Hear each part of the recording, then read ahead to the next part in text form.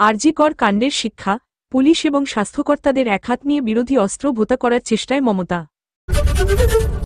মহড়ার সময় গুজরাতে ভেঙে পড়ল উপকূলরক্ষী বাহিনীর কপ্টার, মৃত ৩, আহত কয়েকজন। নমস্কার, আপনারা দেখছেন মুর্শিদাবাদ নিউজ সংবাদ। আজকে তাজা কয়েকটি খবর। গত কয়েক মাস ধরে বিজেপি ব্যস্ত সদস্য সংগ্রহে, সিপিএম ডুবে আছে সম্মেলনে। কংগ্রেসের যা কর্মসূচি হচ্ছে সবই প্রায় ঔপচারিক, সেই প্রেক্ষাপটে মমতা দ্বৈত ভূমিকায় অবতীর্ণ হলেন প্রশাসনিক বৈঠকে। তার ১৩.৫ বছরের শাসনে সবচেয়ে কঠিন সময় গিয়েছে আরজি কর পর্ব। যে পর্বে আন্দোলনের চাপে শেষ পর্যন্ত কলকাতার পুলিশ কমিশনার সহ পুলিশ এবং স্বাস্থ্য প্রশাসনের একাধিক পদস্থ কর্তাকে বদলি করতে হয়েছিল মুখ্যমন্ত্রী মমতা বন্দ্যোপাধ্যায়কে। সরকারকে কোণঠাসা করতে বিরোধীদেরও অস্ত্র ছিল পুলিশ এবং স্বাস্থ্য ব্যবস্থা। নতুন বছরের শুরুতেই প্রশাসনিক বৈঠক করে নানা কারণে পুলিশকর্তাদের ভর্ৎসনা করেছেন মুখ্যমন্ত্রী। আবার স্বাস্থ্য সচিব নারায়ণ স্বরূপ নিগমকেও মুখ্যমন্ত্রী তথা স্বাস্থ্যমন্ত্রীর কড়া প্রশ্নের মুখোমুখি হতে হয়েছে। কেন এমন কঠোর হলেন মুখ্যমন্ত্রী? কারণ রাজনৈতিক আরজি কর পর্বে আন্দোলনের মূল নিয়ন্ত্রণ ছিল সাধারণ নাগরিকদের হাতে। সেখানে কৌশলে বামেরা মিশে থাকার চেষ্টা করেছে, বিজেপি কখনো থেকেছে, কখনো থাকতে পারেনি। সেই অর্থে পরিপূর্ণ রাজনৈতিক আন্দোলনের মুখোমুখি হতে হয়নি সরকারকে। কিন্তু ঝান্ডাহীন নির্দলীয় নাগরিক আন্দোলনের সরকার বিরোধী স্বর ছিল, যাতে পুলিশের ভূমিকা এবং স্বাস্থ্য ব্যবস্থা নিয়ে প্রশ্ন উঠেছিল। প্রশাসনিক বৈঠকে সেই পুলিশ এবং স্বাস্থ্যকর্তাদের ভূমিকা নিয়েই প্রশ্ন তুলেছেন মমতা।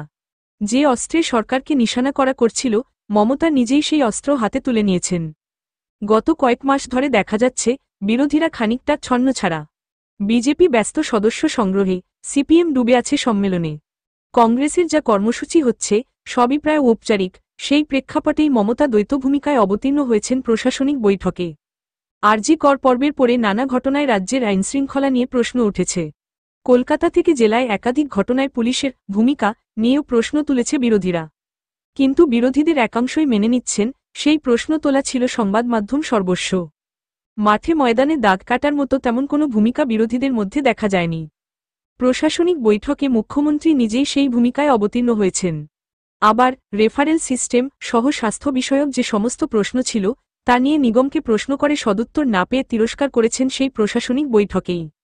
অর্থাৎ যে দুটি ক্ষেত্র নিয়ে বিরোধীরা সরকারের বিরোধিতায় সরব ছিল, সেই পরিসরে মমতা নিজেই প্রবেশ করলেন। বিরোধীরা অবশ্য মানছে না যে তাদের অস্ত্র ভোতা হয়ে গিয়েছে। বরং বিজেপি, সিপিএম এবং কংগ্রেস নেতাদের প্রায় সকলেই একসুরে বলছেন মুখ্যমন্ত্রী ব্যর্থতা ধামাচাপা দিতে পুলিশ এবং স্বাস্থ্যকর্তাদের প্রকাশ্যে ভর্ৎসনা করেছেন। রাজ্যসভার বিজেপি সাংসদ শ্রমিক ভট্টাচার্যের বক্তব্য, মুখ্যমন্ত্রী পুলিশ এবং স্বাস্থ্য দফতরের মাথায়। তিনি যে ঘটনা ঘটিয়েছেন তা দেশে বিরলতম। সকলেই বুঝতে পারছে নিজের ব্যর্থতা ঢাকতে তিনি পুলিশ আধিকারিক এবং স্বাস্থ্যকর্তাকে লোক দেখানো বকুনি দিয়েছেন। কটাক্ষের সুরে প্রদেশ কংগ্রেস সভাপতি শুভঙ্কর সরকারের বক্তব্য, মুখ্যমন্ত্রী রাজ্য সরকারের মাথা। তিনিই দফতর বটন করেন। পুলিশ এবং স্বাস্থ্য দফতর যদি ব্যর্থ হয়, দায়িত্ব সামলাতে না পারে, তাহলে মুখ্যমন্ত্রীর উচিত স্বাস্থ্য এবং পুলিশমন্ত্রীকে বরখাস্ত করা। আবার সিপিএম নেতা সুজন চক্রবর্তীর কথায়, পুলিশ কার? ভাইপোর অভিষেক বন্দ্যোপাধ্যায় নাকি পিসির? এটাই হলো মূল প্রশ্ন। আসলে পুলিশে লবি তৈরি হয়েছে সরকার এবং শাসক দলের উপরতলা থেকে। যে পুলিশ যেমন প্রসাদ পাঠান তার তেমন মর্যাদা। এখন এই সব বলে কি হবে? সব ধরা পড়ে গিয়েছে। বস্তুত স্বাস্থ্যের চেয়েও পুলিশকে মুখ্যমন্ত্রীর বেশি রোষানলে পড়তে হয়েছে। মালদহের তৃণমূল নেতা খুন থেকে বীরভূমের বালিপাচার, দিনহাটার পরিস্থিতি থেকে বিএসএফের সঙ্গে বোঝাপড়া তীব্র সমালোচনা করেছেন মমতা। কেন পুলিশের উপরতলাকে দুষলেন পুলিশমন্ত্রী?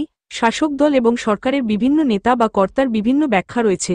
একাংশের বক্তব্য, আরজি কর পর্বের পর থেকে একাধিক ঘটনায় রাজ্য পুলিশের সঙ্গে সিভিক পুলিশকে সিভিক ভলান্টিয়ার এক করে দেখানোর চেষ্টা হচ্ছিল। এমন একটা ধারণা তৈরির চেষ্টা হচ্ছিল যে সিভিকেরাই আসলে পুলিশ। মুখ্যমন্ত্রী সেই ধারণা নস্যাৎ করতে চেয়েছেন, বোঝাতে চেয়েছেন কারো ঘাড়ে দোষ চাপিয়ে পুলিশকর্তারা পার পাবেন না, তারাই আসল পুলিশ, সিভিকেরা সিভিকই। তৃণমূলের এক প্রথম সারির নেতার বক্তব্য, জাতীয় কর্মসমিতির বৈঠক এবং তৎপরবর্তী সময়ে মমতা বোঝাতে চেয়েছিলেন দলে তিনি শেষ কথা। স্পষ্ট করে বলে দিয়েছিলেন, আমি চেয়ারপারসন। প্রশাসনিক বৈঠক ডেকে জেলা প্রশাসনকে বার্তা দেওয়া হল, সরকারেও তিনি শেষ কথা। ফলে কিছু পুলিশকর্তা এবং বেশ কয়েকজন আমলার বিষয়ে তৃণমূলের অনেকের মধ্যে ক্ষমতার ভরকেন্দ্র বিষয়ক যে ধারণা রয়েছে তা পরিষ্কার করে দিয়েছেন তিনি।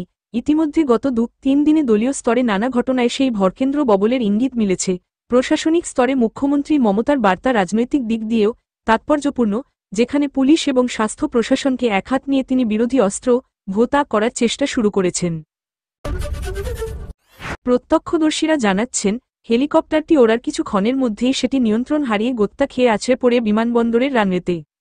তারপরই আগুন ধরে যায়। গুজরাতের পোরবন্দরে রবিবার দুপুরে ভেঙে পড়ল উপকূলরক্ষী বাহিনীর হেলিকপ্টার। মহড়ার সময় এই দুর্ঘটনা বলে জানা গিয়েছে। প্রাথমিকভাবে জানি গিয়েছে, মৃত্যু হয়েছে ৩ জনের। আহত হয়েছেন কয়েকজন, তাদের উদ্ধার করে হাসপাতালে নিয়ে যাওয়া হয়েছে। উপকূলরক্ষী বাহিনীর অ্যাডভান্স লাইট হেলিকপ্টার ALH ছিল এটি। প্রতিদিন নিয়মমাফিক মহড়া দেওয়া হতো এই হেলিকপ্টারে, রবিবারও মহড়া চলছিল। সেই সময়ই পোরবন্দর বিমানবন্দরে ভেঙে পড়ে হেলিকপ্টারটি। প্রাথমিকভাবে মনে করা হচ্ছে, যান্ত্রিক ত্রুটির কারণেই এই দুর্ঘটনা। প্রত্যক্ষদর্শীরা জানাচ্ছেন, হেলিকপ্টারটি ওড়ার কিছু ক্ষণের মধ্যেই সেটি নিয়ন্ত্রণ হারিয়ে গোত্তা খেয়ে আছড়ে পড়ে বিমানবন্দরের রানওয়েতে। তারপরই আগুন ধরে যায়। দুপুর 12টা নাগাদ এই দুর্ঘটনা ঘটে। এই প্রথম নয়, গত বছরের 2 সেপ্টেম্বরেও উপকূলরক্ষী বাহিনীর আরও একটি অ্যাডভান্স লাইট হেলিকপ্টার মহড়ার সময়ই আরব সাগরে ভেঙে পড়েছিল। 4 জনকে উদ্ধার করা হয়, 3 জন নিখোঁজ হয়ে গিয়েছিলেন।